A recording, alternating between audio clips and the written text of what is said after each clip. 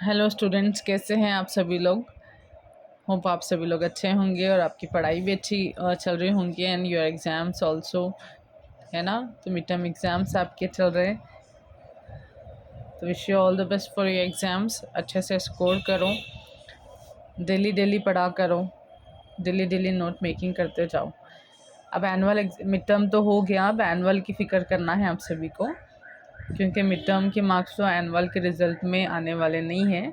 And mid term is just the indication of the point that your annual exams are near. तो mid term उसी के लिए है कि आपको बताना चाह रहे कि एनुअल एग्ज़ाम अब नियर है, तो आपकी जो एनुअल की तैयारी है वो अभी शुरू हो जानी चाहिए, ठीक है।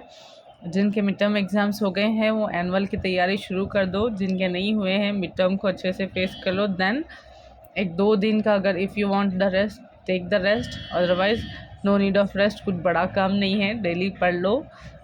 Learning is just nothing. Learning कुछ मतलब काम के जैसा नहीं है। आराम से आप पढ़ते हुए हंसते खेलते हुए पढ़ सकते, लेकिन एनुअल की तैयारी आप सभी को शुरू कर देना है, ठीक है। तो ये वाला क्वेश्चन देखो किस तरह से करना है। एक्सरसाइज 5.5 का है, क्वेश्चन नंबर 16। तो इससे पहले के भी क्वेश्चंस मैं इस चैनल पे अपलोड करी हूँ, आप देख सकते। तो जहाँ तक रिमेनिंग क्वेश्चंस थे वहाँ से मैं स्टार्ट करी हूँ। देन ये हो जाता क्वेश्चन नंबर 16, 17 एक है, 18 एक है। तो this exercise will finish now. वैसे ये एक्सरसाइज में स्टार्टिंग के क्वेश्चंस इम्पॉर्टेंट है, बट ये वाले जो क्वेश्चंस हैं, दिस क्वेश्चंस मतलब एग्ज़ाम्स में उतना पूछे हुए नहीं है, लेकिन फिर भी हम इनको इग्नोर नहीं कर सकते। But we should know the method कि इसको किस तरह से सॉल्व कर सकते हैं। आप इतना मालूम कर लो कौन कौन से मेथड से हम इसको सॉल्व कर सकते हैं। अगर मालूम हो गया बोल तो देन इट विल फाइन कि आप बिना प्रैक्टिस के भी मतलब बिना कुछ किए के भी आप इसको एग्ज़ाम में सॉल्व कर सकते हैं, ठीक है। तो अब यहाँ पे देख लो किस तरह से question, find the derivative. Derivative यानी कि d y by d x तो पूछा जा रहा है, या फिर एफ डैश पूछा जा रहा। एफ ऑफ एक्स दिए तो एफ डैश पूछा जा रहा, और यहाँ पे एफ ऑफ एक्स की एक वैल्यू दिए सो है। क्या दिए सो, एफ ऑफ एक्स की वैल्यू यहाँ से इतनी दिए, और आपको पूछा गया है कि एफ डैश ऑफ 1 की वैल्यू क्या होती। डेरिवेटिव भी पूछा गया एंड एफ डैश ऑफ 1 भी पूछा गया। तो सबसे पहले हम एफ ऑफ एक्स की जो वैल्यू है सेम टू सेम क्वेश्चन से कैरी कर लेंगे। इसको डिफरेंशिएट करने के 3 मेथड है आपके पास। मेथड नंबर 1 मैं बताऊँगी, तो प्रोडक्ट रूल आप यूज़ कर सकते हैं यहाँ पे। तो अभी मैं फिल वक्त यहाँ पे प्रोडक्ट रूल यूज़ करी हूँ, क्योंकि एक आध स्टेप में एक ही स्टेप है, ये वाला एक ही स्टेप है, लेकिन इस तरह से मैं रिप्रेजेंट करी हूँ ताकि आपको वीडियो में क्लियरली नज़र आए। और ये एक स्टेप तो ये पूछा गया, एफ डैश ऑफ 1 है ये वाला स्टेप, तो एक ही स्टेप पे डिफ्रेंसिएशन हो गया। ये हो गया प्रोडक्ट रूल। और दूसरा मेथड जो है इस टाइप के प्रॉब्लम्स को सॉल्व करने के लिए, that is the logarithm. Logarithm यानी कि लॉग अप्लाई करके आप इस टाइप के क्वेश्चन को सॉल्व कर सकते हैं, या फिर जो तीसरा मेथड है, द थर्ड मेथड, जिसको आप अप्लाई करके क्वेश्चन सॉल्व कर सकते हैं, पॉलिनोमियल। पॉलिनोमियल कौन सा मेथड है? पॉलिनोमियल मेथड में करना क्या रहता है आपको, ये जो भी है टर्म्स, इनको पूरों को एक दूसरे से मल्टीप्लाई करके एक बड़ी इक्वेशन बना लेना है। देन वो बड़ी इक्वेशन मिलने के बाद वो इक्वेशन को डिफरेंशिएट करना है आपको। डिफरेंशिएट करके जहाँ पे x है वहाँ पे 1 डाल के इसका आंसर निकालना है। So this are the 3 method you can apply. अब नेक्स्ट क्वेश्चन, क्वेश्चन नंबर ये तो 16 है, क्वेश्चन नंबर 17 में तीनों मेथड्स के क्वेश्चंस पूछे गए हैं। तो वहाँ पे मैं तीनों भी मेथड के क्वेश्चंस बताई हूँ। बट अभी प्रेजेंटली अगर आप देखेंगे तो ये वाला क्वेश्चन को मैं प्रोडक्ट रूल के पैटर्न से सॉल्व करी हूँ। बट आपको मालूम है कि product rule u v whole dash के लिए ही यूज़ किया गया है, लेकिन यू वी डब्ल्यू के लिए भी यूज़ कर सकते हैं हम, और 4 फंक्शंस के लिए भी यूज़ कर सकते हैं।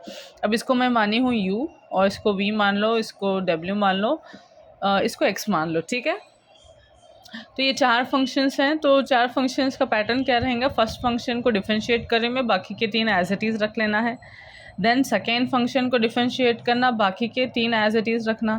थर्ड फंक्शन का डिफरेंशिएशन करना है, बाकी के 3 as it is. Fourth function का डिफरेंशिएशन, बाकी के 3 as it is. First function differentiation, other 3 as it is. Second function differentiation, other 3 as it is. बीच में प्लस प्लस प्लस ही डालेंगे आप। बहुत एक ही लाइन में आना मुश्किल है, इसलिए मैं 4 स्टेप्स में आपको इस तरह से अरेंज करके बताई हूँ। आप ऐसे तो करो, या फिर लोगैरिथम अप्लाई करके करो, या फिर पॉलिनोमियल अप्लाई करके करो, you are going to get the same answer, ठीक है। ये एक ही स्टेप में आपको देखो, ये एक ही स्टेप है ये, बट यहाँ पे प्लस प्लस प्लस लेंदी होता, बल्कि इस तरह से मैं लिखी हूँ। ये एक स्टेप में F dash of x find हो गया। अब आपको पूछा गया F dash of one. F dash of one बोले तो जहाँ पे एक्स है वहाँ पे आप वन डाल देंगे।